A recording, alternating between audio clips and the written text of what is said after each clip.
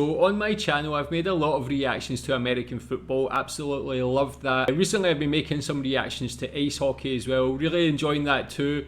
And I'm going to be making more reactions to different American sports, so please recommend some videos, recommend what sports you'd like me to react to. I'm going to be doing that soon. Really loving my exploration of American sports, just appreciating and enjoying all of it. And one of my viewers asked me if I can make a reaction to this one. It's called the top 10 most patriotic moments in sports history, and I believe this is basically in United States. Sporting events are always going to be a central part of the American experience. In the fall, Americans tune in to watch their favorite sports, be it the NFL, MLB, NHL, and even the NBA. Do all those sports Every 2 follow a years, similar we calendar? come together as a nation to support Team USA in the Winter or Summer Olympics. We even sometimes come together to watch the United States compete in World Cup play. It's happened. From the yellow ribbon tied around the Superdome during Super Bowl 15 to remember hostages taken in Iran, to chants of USA, USA, when a crowd in Philadelphia learned about the death of Osama bin Laden. American sports fans and players Really? wear their American hearts on their Fair sleeves. play, man. So let's check out the top 10 most I would have patriotic celebrated moments in that sports too. history. Number 10. Team USA carries the World Trade Center flag to the Olympics. Rarely does a flag presentation at the Olympic Games happen to a quiet crowd. But as 8 members of Team USA, flanked by members of the torn. New York Police Department and New York Fire Department, marched the flag of the host country into the 2002 Winter Olympics in Salt Lake City, you could hear a pin drop. The flag they carried was found in the rubble of Ground Zero and had flown atop the World Trade Center in New York when the buildings were attacked on September 11th, 2001. That flag was under the debris for 3 days before being found and given to the National Guard. It took some time to convince the International Olympic Committee, who is responsible for keeping politics out of the Games, to approve the display of the torn and tattered banner. But on opening night, the World Trade Center's old glory flew proudly once more. I can't believe the International Olympic Committee actually had to consider allowing that. I don't think it's very political just to bring a flag of your own country in that sort of situation, but that's an absolutely fantastic patriotic moment. I can see why Americans would feel that patriotism just from that. Ties into a couple of videos I made, one about 9/11 and the response of the American people rushing towards the danger of 9/11 to rescue their fellow countrymen. It was a heartwarming video. Also, my other video of the origins of the American national anthem, which has a huge part to do with the American flag itself being an icon of the battle between the USA and the UK or Britain. So I absolutely love that. That's a fantastic moment. Number 9. RULON Gardner defeats the undefeated. For a decade, Alexander Karelin was the world's dominant super heavyweight wrestler. By the time the 2000 Olympics rolled around, Karelin, aka the Russian Bear, aka Alexander the Great, hadn't been defeated in a match since Russia was still called the Soviet Union.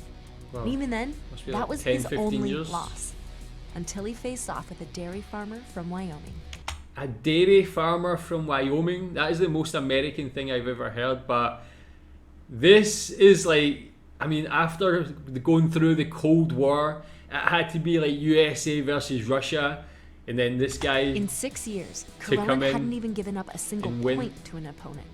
His American opponent, RULON Gardner, hadn't placed higher than 5th in the world up until this point, and even lost to Karelin 5-0 before.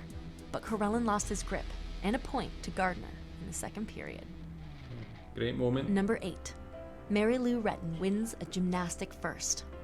A little girl from West Virginia dealt a stunning blow to the Eastern Bloc during the Cold War when Mary Lou Retton brought home Olympic gold in 1984. Before Retton, Team USA was never able to wrest Olympic gold from the Eastern Europe in the individual all-around gymnastics event.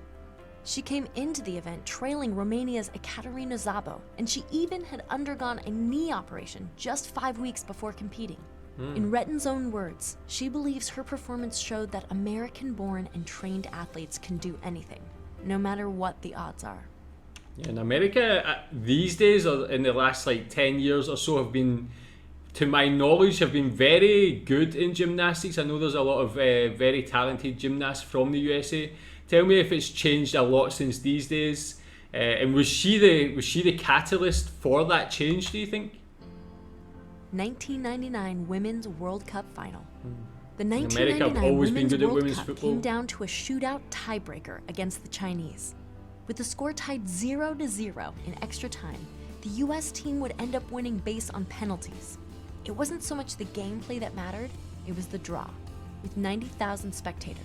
90,000 spectators for a women's football match. Like, American support is unrivaled. It's absolutely insane, the backing that American sports fans give their teams. It was the largest turnout for a women's sporting event ever. The lasting image of the US win would be Brandi Chastain's post-penalty kick that's a great celebration of the penalty. victory, where she fell to her knees and took off her jersey, revealing the sports bra seen around the world. That image became one of Sports Illustrated's most iconic Yeah, I covers can imagine ever. that would be iconic, Number actually. 6. But it's like already you see it's USA versus Russia, USA versus China. It's these kind of historical foes of America. Joe Louis knocks out a Nazi. In 1938, Hitler Now, was still the touting the Nazis. Germans as a master race, while German athletes competed the world over for top honors. On June 22nd, Max Schmeling met American champion, the Brown Bomber Joe Louis.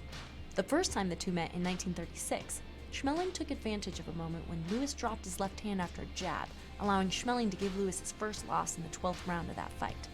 That would not happen again. With the world listening via radio and more than 70,000 watching in Yankee Stadium, Louis unloaded on Schmeling, knocking him down 3 times in just 2 minutes. Schmeling was only so able quick. to throw 2 punches in the So whole powerful as well. one-round match. Jeez. Number 5. The champ lights the Olympic torch. Lighting the Olympic flame at the end of the torch relay is an honor reserved for a legendary Olympic athlete from the host country. Does it get more legendary than the greatest Muhammad Ali? Except in 1996, the identity of the one who would light the flame was a close-kept secret. Even swimmer Janet Evans, who was handing the torch off, didn't know to whom she was handing it. Ali was stricken with Parkinson's disease and had long since retired by this point. When Ali emerged to take the Olympic torch and light the flame, the sound in Atlanta was less a roar of applause and more of the collective gasp of elated surprise as the once great boxer, shaking, lit the torch. So sad to see him like that, but what a fantastic moment again, man. Like, even me, not being American, I can just appreciate how much of a legend Muhammad Ali was and how important he is to American sports. Tell me if you think he is the greatest sportsman. Obviously, that's the constant argument or debate is who's the greatest sportsman ever. But Muhammad Ali is always at the top of a lot of people's lists. Tell me if you agree with that. Or tell me who you think is the greatest sportsman ever. Number 4. Or Rick sportswoman. Monday saves the flag. Remember the MLB outfielder Rick Monday? He might be before most of our audience's time, but Monday was with the Los Angeles Dodgers' 1981 World Series winning team. Before that, he was the top prospect in the 1965 Major League Baseball draft. Somewhere in between, he saved Old Glory from public degradation. In 1976, Monday was with the Chicago Cubs, visiting the Dodgers. With Monday in center field during the 4th inning, 2 protesters jumped the outfield fence and tried to burn a flag on live television. Really? Monday, seeing Is what that was about to hippies? transpire, Oh. ran over and snatched the lighter Brilliant fluid-soaked stuff. flag. The protesters were arrested, and Monday was able to keep the flag. Ever since That's that actually day, very enjoyable. Monday used the actual flag to raise money for military families. Oh, I love that. Number 3. Love The that. president's post 9/11 opening pitch. It might be hard to imagine the leader of the free world facing a new global war on terrorism, being psyched out by throwing the first pitch in Yankee Stadium. But in his own words, he absolutely was. Thousands of New Yorkers came to the stadium to watch President George W. Bush throw the pitch to open Game 3 of the 2001 World Series. It was also just weeks after 9/11. He didn't want Americans to think the president was incapable of finding the plate. But as he practiced, Yankee Derek Jeter told him that he needed to both throw from the mound and not in front as originally planned, and not bounce it. They'll boo you, he told the president. That is actually a lot of pressure, even for the president, man. Like, after 9/11 in New York, at a full house, even the president would be feeling nervous, which is crazy to think that they would be feeling nervous about anything. But that's actually a very important occasion, and seeing how important sports is to New York and America as well. Bush, shaken but loose, walked onto the field and threw a strike. Oh, there you go, man. Of applause. That was straight down Number the middle. 2, the Buckeye bullet burns Hitler. Before he ever arrived in Berlin for the 1936 Olympic Games, Jesse Owens had already set 3 world records and tied another. At Ohio State, he won 8 individual NCAA championships, which was a record in its own right. When he arrived in Berlin, he knew Nazi Germany was using the games as a showcase for its racial policies, but he was determined to compete anyway.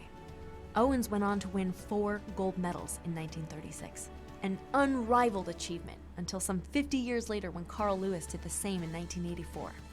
When Owens won gold in the long jump, the Olympic Committee told Hitler he had to greet all the winners or none at all. Hitler opted for none. As Owens won other events, Hitler would leave early. Nazi minister...